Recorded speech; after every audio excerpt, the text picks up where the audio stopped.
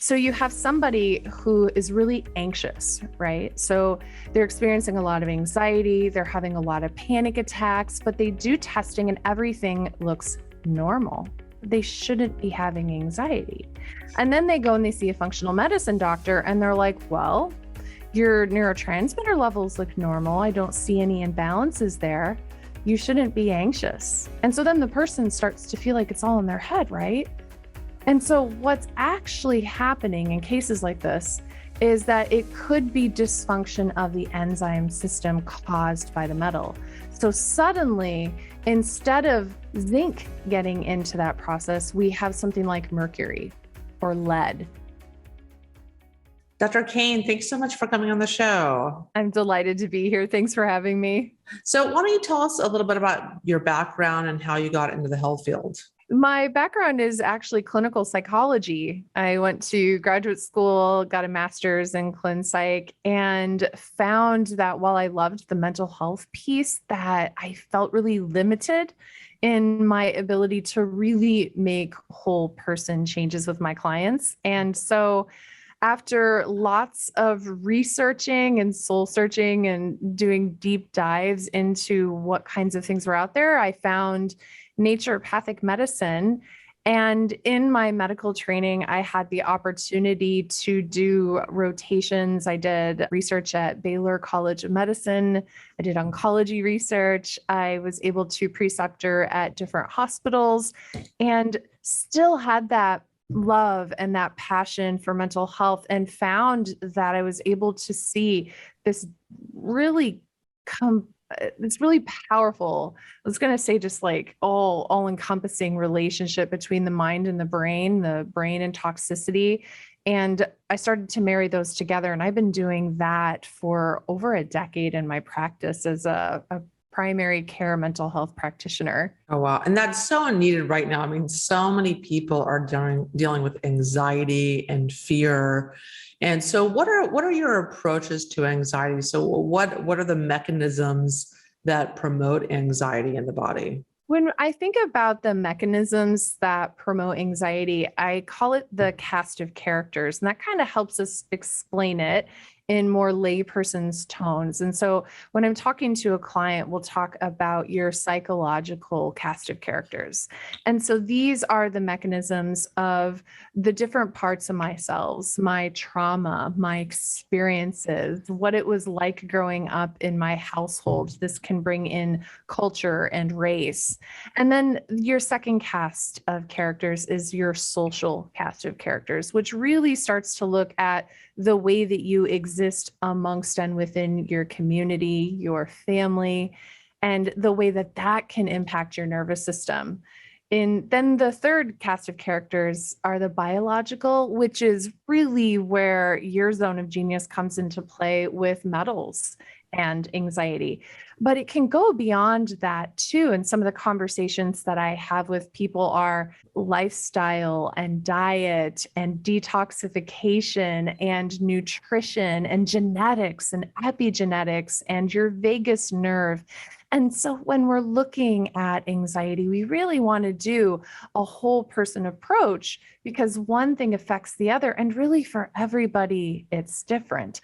But that being said, part of why I love your work and this podcast that you have so much is because really fundamentally, everybody in some way, shape, or form is dealing with toxicity. And that's a part of the conversation that I think is often missed with anxiety. Yeah, I agree. I very rarely have heard people talk about toxins in relation to anxiety. And so what are the heavy metals and any chemicals that could lead to anxiety? There are 6 primary heavy metals that I think about when it comes to anxiety in particular. And so the 6 heavy metals are arsenic, cadmium, lead, mercury, uranium, which is found in batteries and the rocks in the ground, or cadmium in batteries, and platina or palladium. And so those are the top 6 ones that I look at. And what's really interesting is the way that they work to cause anxiety, because a lot of people where we end up finding that that is the cause, where metals are what's actually the root, what's underneath of a diagnosis like generalized anxiety disorder, is that they have been treated for years for anxiety and the treatment just isn't working. And then the doctors slap on this label of you're refractory to treatment. Treatment isn't helping you. And also when people have hormone type symptoms with their anxiety. So I see this a lot in polycystic ovarian syndrome or PMS, or when somebody goes through childbirth and delivery and then they deal with postpartum type symptoms. But then when they do the testing, they're all normal. And that's when these six metals really come into play. And I can explain a little bit more about that in a little bit as we get there. Yeah. And so, in addition to detox, how can people specifically target their symptoms of anxiety? Because there's so many things that people can do. They can detox, and there's so many different options out there for anxiety, but how do they specifically target the symptoms? So while you're working on the root cause of what's bringing the anxiety into your picture to begin with, and those three cast of characters, while you're working on the biological, the psychological, and the social cast of characters, sometimes we need something right now to help reduce that anxiety. And in fact, if we're stuck in this vicious loop, then it can make it harder to figure out what's what, right? And that's in fact one of my stories as part of how I got to where I am, is that I was so focused on trying to find the root cause that my anxiety was spinning out of control. So I love that you're asking the question. It's like, okay, how can we address it right now? What do we do? And there are so many things that work, and I'll give some ideas now. But the thing I want to make sure that your listeners hear is that you have to experiment, because something that works for you right now may not work in a month. And so it's kind of a little bit of trial and error. But the best thing is to target your brainstem. The brainstem is the part of the body that is turned way up in anxiety, and it responds to tangible things. So if we rewind and we do a little bit of an exploration of how the brain is working when you're anxious, we can make a figure of a fist. And this is from Dan Siegel. He makes the figure of a fist, and then your fingers are curled over your thumb. And so in your fingers, this area represents the prefrontal cortex. This is the area behind your forehead. It's the logical part of the brain. And this is where talk therapy really emphasizes their treatment is, should you feel anxious? What are your anxious thoughts? Kind of rationalizing your way through the anxiety process. And for some people that works, but for a lot of people, it isn't enough. And so the second part of the brain is your limbic system. This is right in the middle of your brain where your thumb is. It's the emotional seat of the brain. And this is when you can feel foreboding or you can feel anxious, but it isn't logical. It doesn't make sense. Kind of like a phobia. Like I have a fear of flying, even though flying is safe. It's coming from my midbrain, right? And so strategies that can help with that would be more of the psychological part of the ego state, the EMDR, the trauma work, getting into those deeper emotions, getting outside of what is logical, meditation, mindfulness. And then the last part where I want to focus is the brainstem. And the brainstem is represented in this image as your wrist. And the brainstem is what gets turned way up when we're anxious and panicking. Your logical brain is turned down. You can't think. Everything's jumbled. You're emotional. Your amygdala is turned way up. And your brainstem is producing all of those feelings of anxiety, like heart racing, numbness and tingling. You're feeling flushed, restless, nauseated, dizzy, dissociated. And the brainstem is running the show. And so the best thing that you can do right now if you're dealing with anxiety is to target the brainstem. And my favorite way to do that is by making a panic pack. And a panic pack, I used a Sequiny Gold fanny pack because I like to be hands-free and it's fun and cool, and you can just bring it anywhere that you are. And you build your fanny pack with tools that will help stimulate your brainstem. So you're going to want to include essential oils. Essential oils will stimulate the olfactory part of the brain through inhalation. Essential oils can also, we've seen in the clinical literature, can absorb into the skin, and they have chemical constituents that can help calm your nervous system. There's an essential oil hack where your vagus nerve, and your vagus nerve is that autonomic nervous system dial that shifts you from fight, flight, anxiety down into feeling calm on command.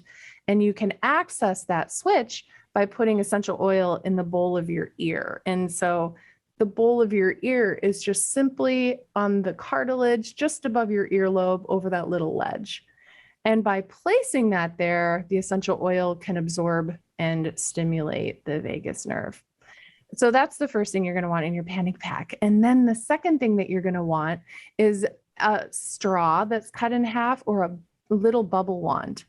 Because the second thing that we want to do is we want to work with the breath by slowing down the exhale. By slowing down the exhale, you activate your vagus nerve to switch you into a calm state. And then you also want to include an ice pack. And I don't know about you, but I'm a girl on the go and I can't carry freezer packs with me. But they do have really cool chemical packs online where if you break the chemical pack, it turns really cold. And so it's small, it's compact. And then what you want to do is put it on your eyes around where you might apply concealer or eyeshadow. And this evokes something called the dive response. And the dive response is something that we observed in deep sea divers who, when they would dive down, their blood pressure would go down, their heart rate would go down, their anxiety would go down. And that can work within 30 seconds if you're having extreme anxiety. And the rest of the panic pack, I have a blog I'll share with your listeners that explains more about what you want to include. But those are kind of some of my big high hitters if the stress is high. Yeah, that's fantastic to have a tool like that when you're on the go. I like Rescue Remedy, like Bach flower remedies too. They're awesome as well. And I use to activate my vagus nerve, I use like an Apollo. It's an Apollo bracelet that you can use.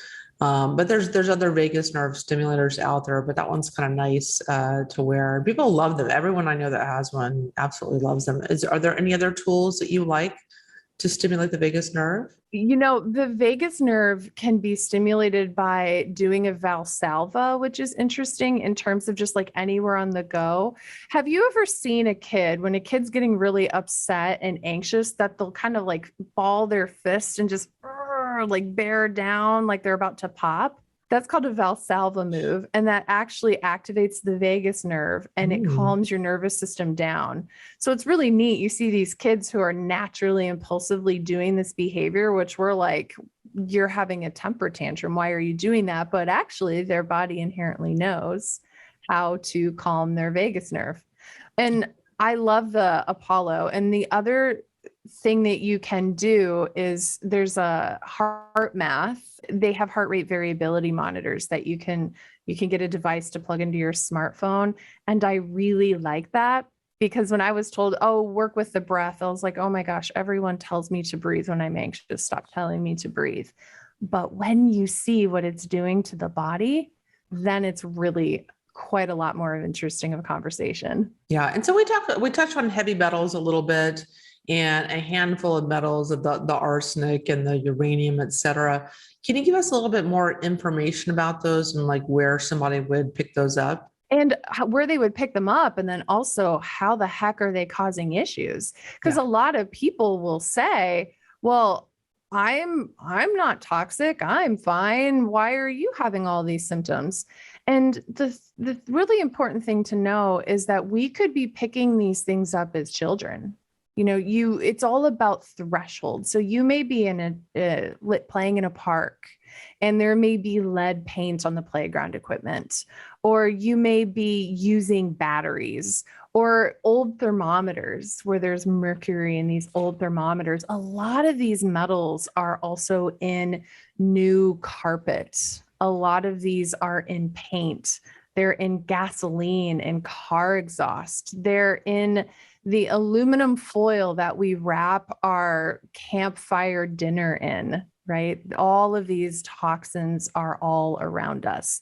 And so when we think about heavy metals, there's something really tricky about them. And it's that your body has nutrient minerals. They have like zinc and calcium and magnesium, and they're in the same family as lead and mercury and these different heavy metals. And so because they're in the same family, it can be very confusing for your body because we don't want heavy metals in our body. We want our nutritional metals in our body. We want the minerals, but the metals can actually go in and cause disruption. And heavy metals do that in three primary ways. And so they disrupt enzyme systems, hormone systems, and organ systems. And so an enzyme system is really interesting when it comes to anxiety. So for example, you have neurotransmitters in your brain, like serotonin and dopamine and glutamine and GABA and epinephrine, and all of these neurotransmitters have really important jobs.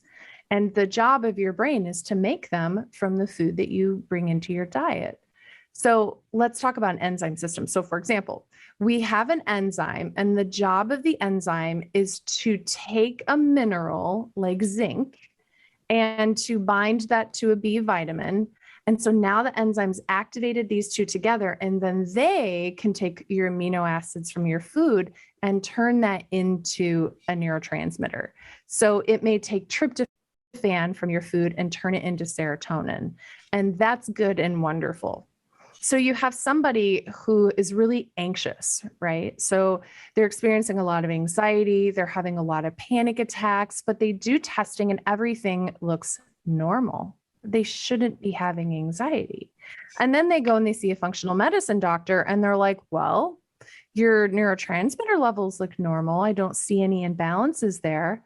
You shouldn't be anxious. And so then the person starts to feel like it's all in their head, right? And so what's actually happening in cases like this is that it could be dysfunction of the enzyme system caused by the metal. So suddenly, instead of zinc getting into that process, we have something like mercury or lead. And those metals jump into those receptors, and then suddenly that enzyme doesn't work. And so your body has tryptophan, it has the nutrients from your food, but it can't bind it. It can't make that reaction happen. And so now you're not making serotonin. And so metals can create issues in these enzyme systems that are really hard to capture and test. And so in terms of what you do about that is if you have emotional, cognitive focus, problems with your thinking, problems with your reactions, if you're taking medications, if you've tried a bunch of treatments and they're not working, you should look at metals. If your blood pressure is going up for no apparent reason, like if you're finding that you're needing more and more blood pressure medications, you should be looking at metals. If you have hormone issues, but your hormone levels are normal, you should be looking at metals. It's kind of like a glimpse into how those metals could actually be disrupting your brain and your mood. Yeah, I agree. I mean, it's just metals impact every different system in the body, organ system, and different pathways. And they also, can damage the nervous system as well. And so what can people do to repair the nervous system after heavy metal damage?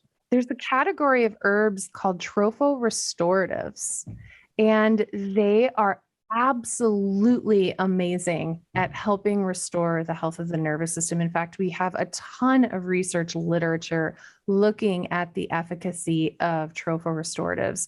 My two favorite trophorestoratives, which are again plants that can actually heal the brain, heal the nervous system tissue, are Avena sativa and Ginkgo biloba. And the wonderful thing is that these are generally very safe, they're gentle, and I use them all the time in patients who are taking medications and people who are doing a detox. And so as we're working on healing is we always first want to work on building up the body, especially before asking it to detox. We want to build up the body. So we always start with tropho-restorative herbs, ginkgo biloba, avena sativa.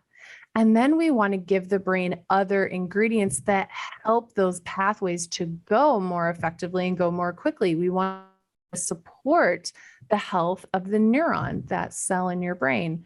And other ingredients I love for that are phosphatidylserine and acetyl L-carnitine. And phosphatidylserine is really cool because it's also anti-anxiety. Phosphatidylserine has a few really cool effects. One is that it will increase the health of your brain. It increases the health of the phospholipid bilayer. These are the fatty cells that surround your brain cells, the myelin sheath, that outside part of your neuron, right? So phosphatidylserine nourishes that. And then the second thing that phosphatidylserine does is it brings down your anxiety. It brings down your cortisol.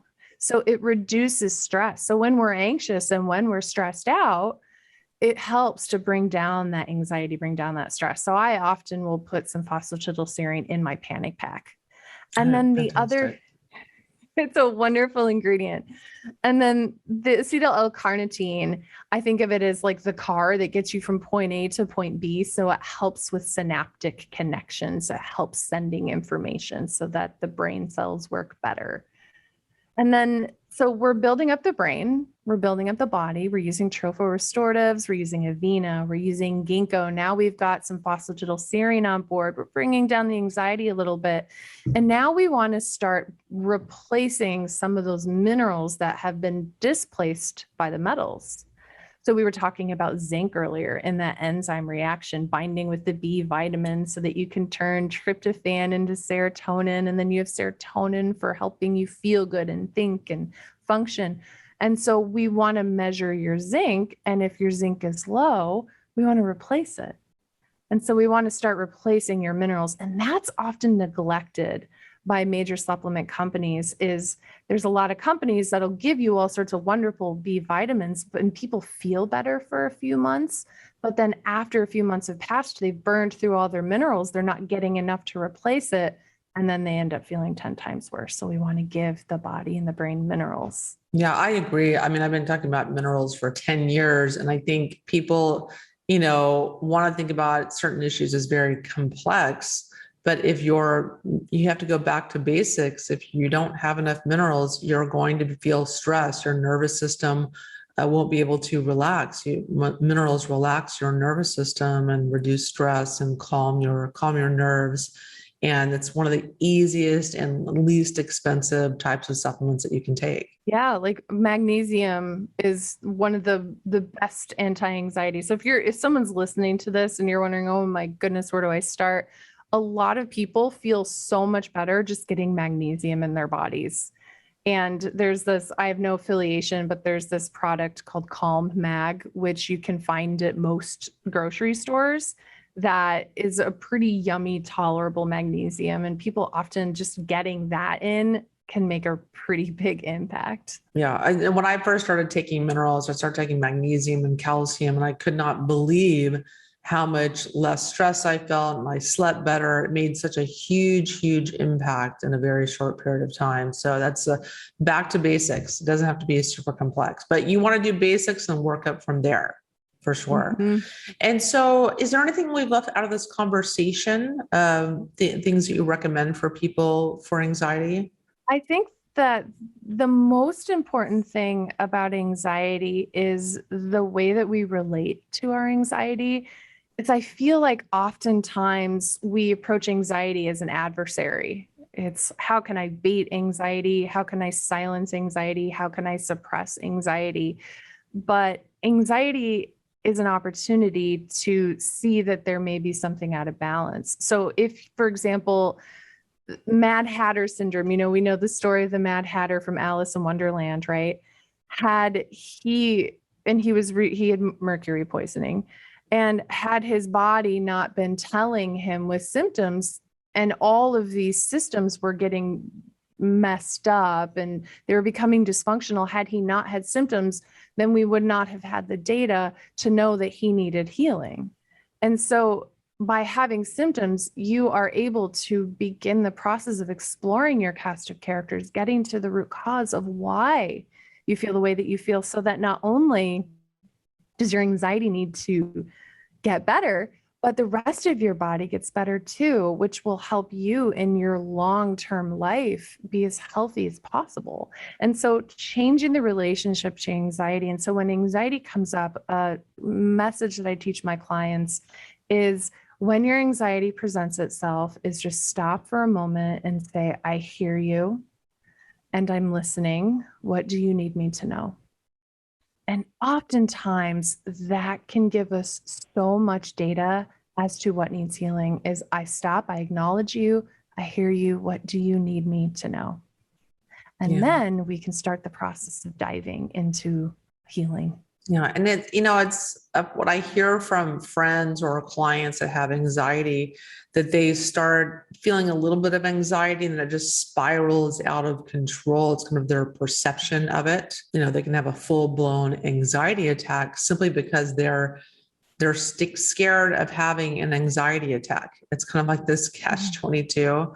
So you do have to get some perspective on that. Like fear of the fear, right?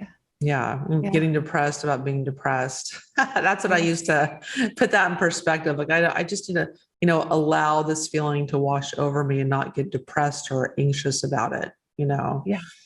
Yeah. Yes. Like, and so, I am this, I was going to say, I am the sky and the storm is here, but I am not the storm. Yeah. And it will pass. It will pass inevitably. And so what are you currently working on, and how can people work with you to curb their anxiety? I have a ton of free things for people online. I'm really active on Instagram. And so if you pop into Instagram, I'm at Dr. Nicole Cain. So DrNicoleCain. And then there's a link in the bio where I have a ton of free stuff. I have an anxiety springboard. I have a 1-week challenge in there. And I have a course, it's the Anxiety Breakthrough course, which is where I walk you through all of the naturopathic functional ways to send anxiety into its rightful place as a warning system, but not your center stage. And so if somebody is just wanting some support right now, bop on Instagram and download our free information. I think that's a really awesome place to start. I do see some people direct patient care. I'm really limited. And so if someone wants to work with me directly, they could click on the link in the bio and it can take them to an application page at my website.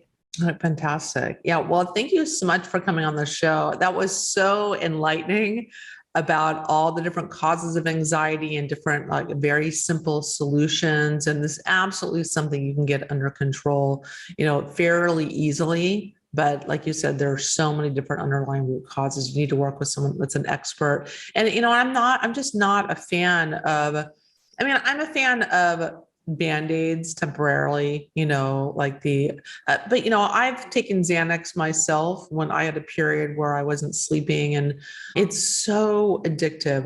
It was hell getting off Xanax. And there's other medications in that family of diazepam medications, and they are absolutely some of the worst medications to come off of. And so you really want to think twice before your doctor casually prescribes that to you without really giving you this informed consent about how addictive they are. Can you give us some perspective on that? Babe, yes, that's a big part of my story. And so I'll share that with you. So I never stopped. I went through undergraduate, I got my graduate degree, I went to medical school, I was selected for a residency, and then I was running a private practice, and then I opened a clinic, and I was redesigning the psych curriculum at the medical school I was working at. And so doing all of the things. And your nervous system loves homeostasis, right? And so when you're And doing all of Xanax. and Xanax. Yeah. Oh, and Xanax was a friend. And so I was more and more and more stressed. And I was constantly thinking about, I have to do this and I have to do that. And I stopped sleeping. And because I wasn't sleeping, I felt like garbage and I was having a ton of anxiety. It would be like, oh my God, tonight I'm going to get really anxious. I'm going to have a panic attack. I'm not going to sleep and I have to work tomorrow. And so I tried all sorts of naturopathic herbs. I tried kava and theanine and rescue remedy. And I did acupuncture and chiropractic medicine and homeopathy. I did all of the things. And I ended up taking Xanax. And then my dose of Xanax got higher and higher. And so then they switched me to the longer acting diazepam. And that got higher and higher. And my anxiety just got louder and louder and louder. And so now I find myself in this vicious loop of panic, insomnia, more panic, medication after medication after medication, and my life was crumbling. And it wasn't until I was willing and able to look at the big pink elephant in the room, which was the choices that I was making in my life, that I wasn't able to be free from that vicious cycle. And so I had to say no to things that I desperately wanted to say yes to, and then begin the journey of recovery, which involved coming down on benzos. And that is one of the hardest things I've ever done. It is incredibly difficult. And thanks to naturopathic medicine, I was able to do it. And I'm really grateful for that. But as you're listening to this podcast, make sure that if you are on benzodiazepines and you're hearing this, and you're like, oh my gosh, I want to get off of them, is do it with a doctor, and slow and steady wins the race. Because it's really important that you don't send your nervous system into a slingshot where it causes long-term benzo withdrawal. You want to be really gentle and slow with it. Yeah, I really was not thinking at all when I was only taking like a 0.5 milligrams of Xanax. It was such a small amount seemingly. And I just stopped taking it one day and I didn't sleep or eat for 3 days. And I thought maybe I should take the Xanax again, and started taking it again, and then slowly, and immediate relief of all my symptoms. And then I started just slowly tapering off, a half of the 0.5, and then for a few weeks, and then a quarter for a few weeks, and then like an eighth, and there's a little nibble off the pill. And then I finally was able to get off it, but it was absolute hell. And so you want to look for natural alternative ways to address your anxiety before you are, going to that crutch, because it's really a tough road to get off that. And the supplements too, a lot of people will just take hundreds and hundreds of dollars of supplements, and now they're hooked on supplements if they haven't gotten to the root cause. So if I had exposure to arsenic when I was a kid, and then my barrel got full throughout life, and so now I have these breakthrough symptoms happening, and I'm just taking all of every herb, and my symptoms are getting more and more chronic, I'm doing myself a disservice. And so I think it's really important too to emphasize that just because it's natural or herbal doesn't necessarily mean that it's good and safe and the answer. So I think a lot of people think, well, it's kava, it's fine. It's not Xanax, at least. But this anxiety is trying to tell you something, and the kava is effectively increasing your GABA to make you feel more calm, but is it answering the question as to why the anxiety is speaking? Yeah, absolutely. And I'm all for Band-Aids. I'm all for something to address the symptoms so you're comfortable until you can get to the underlying root cause, because that's going to be a lot of trial and error. Trying to fix that, and it can take time once you even pinpoint what the issue is. But yeah, just there's a little warning label with all these things. But why don't you tell us your website again and how clients can work with you? Yeah, I'm Dr. Nicole Cain, and you can find me at my website, drnicolecain.com. And then also check us out on Instagram. We respond to every DM, every message. And so if you have a question or you want to know a little bit more, we've got your back. And so you can find us there. Okay, fantastic. Well, Dr. Cain, thanks so much for coming on the show. And everyone, thank you so much for listening every week and tuning in to the Myers Detox podcast. I just am so passionate about helping you find the underlying root cause of your health issues. And if you've been listening to this show for a while, it continues to surprise me how many different symptoms and health issues and organ systems that are affected by heavy metals and chemicals. You have to be looking at this no matter what your health issue or symptom is, and adding detox to your health regimen. That's the reason I'm doing this show, to get that message across to you. So thanks for tuning in. I'm Wendy Myers at MyersDetox.com, and I will see you guys very soon. The Myers Detox podcast is created and hosted by Wendy Myers. This podcast is for information purposes only. Statements and views expressed on this podcast are not medical advice. This podcast, including Wendy Myers and the producers, disclaim responsibility for any possible adverse effects from the use of information contained herein. Opinions of guests are their own, and this podcast does not endorse or accept responsibility for statements made by guests. This podcast does not make any representations or warranties about guest qualifications or credibility. Individuals on this podcast may have direct or indirect financial interest in products or services referred to herein. If you think you have a medical problem, consult a licensed physician.